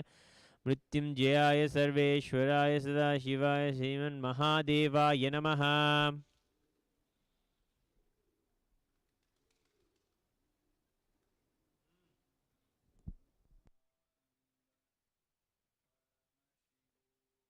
मोहिरण्यबाहवे सेनान्ये दिशाञ्च पतये नमो नमो वृक्षेभ्यो हरिकेशेभ्यः पशूनां पतये नमो नमः सस्पिञ्जराय त्विषीमते पतीनां पतये नमो नमो बभ्लुषाय विव्याधिनेन्नानां पतये नमो नमो हरिकेशायोपवीतिने पुष्टानां पतये नमो नमो भवस्य हेत्यै जगतां पतये नमो नमो रुद्राय तथा विने क्षेत्राणां पतये नमो नमः सूताय हन्त्याय वनानां पतये नमो नमो रोहिताय स्तपतये वृक्षाणां पतये नमो नमो मन्त्रिणे वाणिजाय कक्षानां पतये नमो नमो भवन्तये वारिवस्कृताय औषधीनां पतये नमो नमो उच्छेर्घोषाय क्रन्दयते पत्नीनां पतये नमो नमः कृष्णवीताय धावते सत्त्वनां पतये नमः नमः सहमानाय निव्याधिनाव्याधिनीनां पतये नमो नमः खकुबाय निषङ्गिने स्तेनानां पतये नमो नमो निषङ्गिण इषुधिमते तस्कराणां पतये नमो नमो वञ्चते परिवञ्चते स्थायूनां पतये नमो नमो निचेरवे परिचरायारण्यानां पतये नमो नमः श्रिकाभिभ्यो जिगागुं सद्भ्यो मुष्णतां पतये नमो नमः सिमद्भ्यो नक्तञ्चरभ्यप्रगन्तानां पतये नमो नमः उष्णीषिणे गिरिचराय कुल्लुञ्जानां पतये नमो नमः इषुमद्भ्यो दन्वाविभ्यश्च वो नमो नमः आतन्वानेभ्यः प्रतिदानेभ्यश्च वो नमो नमः आयुच्छद्भ्यो वृषिजद्भ्यश्च वो नमो नमोऽस्यद्भ्यो विद्यद्भ्यश्च वो नमो नमः आसीनेभ्यः शयानेभ्यश्च वो नमो नमः स्वपद्भ्यो जाग्रद्भ्यश्च वो नमो नमस्तिष्ठभ्यो धावद्भ्यश्च वो नमो नमः सभाभ्यः सभापतिभ्यश्च वो नमो नमो अश्वेभ्यो अश्वपतिभ्यश्च वो नमः ॐ गन्धद्वारां दुरादर्शां नित्यपुष्टां करीषिणीं ईश्वरीकुं सर्वभूतानां तामिहोपपये श्रियं गन्धान् धारयामि गन्धस्योपरि हरिद्राकुं समर्पयामि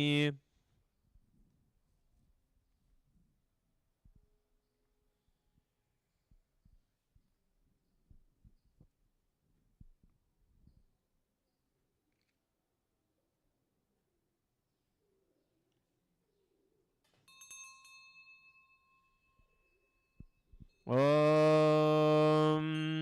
दशाङ्गं गुग्गुलोपेतं सुगन्धं चितमनोहरम् आग्रेयः सर्वदेवानां धूपोऽयं प्रतिगृह्यताम् श्री सर्वदेवदेवी स्वरूपाय भगते श्रीनित्यानन्दपरमेश्वराय नमः दीपं धूपमाघ्रापयामि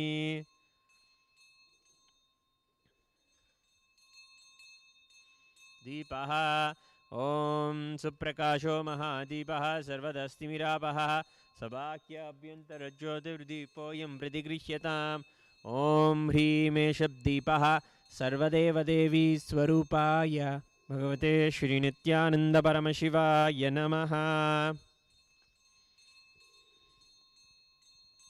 सनैवेद्यम् ॐ मधुवातारतायते मधुक्षरन्ति सिन्धवः माध्वीर्णः सन्तोषसीः मधुनक्तमुतोषसि मधुमत्पार्थिवगुं मधुद्योरस्तु नः पिता मधुमान्नो वनस्पतिर्मधुवागुम् अस्तु सूर्यः माद्वीर्गावो भवन्तु नः मधु मधु मधु श्री सर्वदेवदेवी स्वरूपाय भगवते श्रीनित्यानन्दपरमशिवाय नमः अमृतं महानैवेद्यं निवेदयामि नैवेद्यानन्तरम् आचमनं समर्पयामि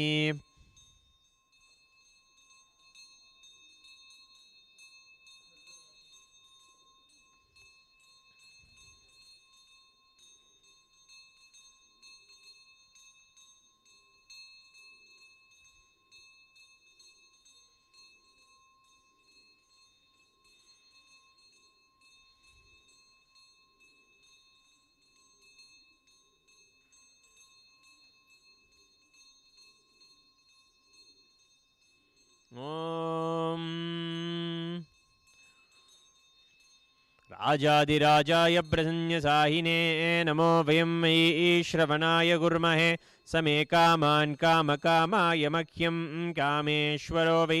श्रवणो ददातु कुबेराय वैश्रवणाय महाराजाय नमः कर्पूरगौरं करुणावतारं संसारसारं भुजगेन्द्रहारं सदा वसन्तं हृदयारविन्दे भवं भवानी सहितं नमामि भवं भवानी सहितं नमामि भवं भवानी सहितं नमामि आरात्रिकं समर्पयामि भगवती नित्यानन्दपरमेश्वर चरणकमलेभ्यो नमः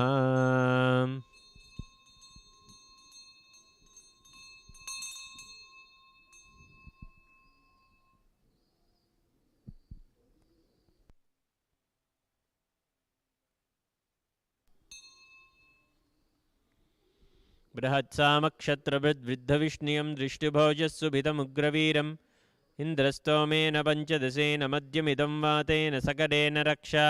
रक्षान् धारयामि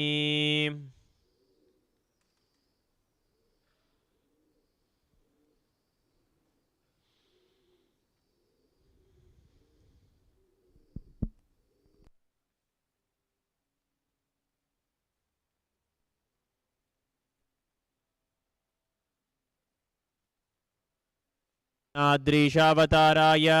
ज्योतिस्तंभस्वरूपिणे श्रीकैलासप्रधानाय नित्यानन्दाय मङ्गलं तत्त्वज्ञानप्रदाताय नित्यानन्देश्वररूपिणे श्रीकैलासप्रधानाय नित्यानन्दाय मङ्गलं मूलप्रकृतिरूपाय परमशिवशक्तिस्वरूपिणे श्रीकैलासप्रधानाय नित्यानन्दाय मङ्गलं दण्डत्रिशूलहस्ताय कालकालस्वरूपिणे श्रीकैलासप्रधानाय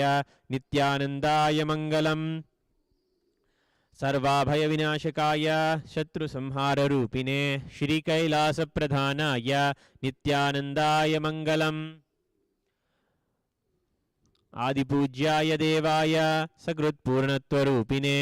श्रीकैलासप्रधानाय नित्यानन्दाय मङ्गलम् योगपट्टाभिषिक्ताय राजसन्न्यासधारिणे श्रीकैलासप्रधानाय नित्यानन्दाय मङ्गलं सार्वभौमैकपत्याय राजराजार्चिताय च श्रीकैलासप्रधानाय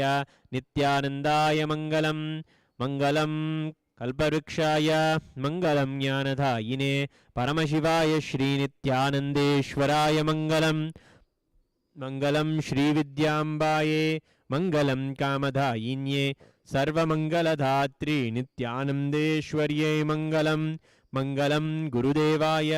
मोक्षमूलाय मङ्गलं परमावताराय नित्यानन्दाय गुरवे मङ्गलं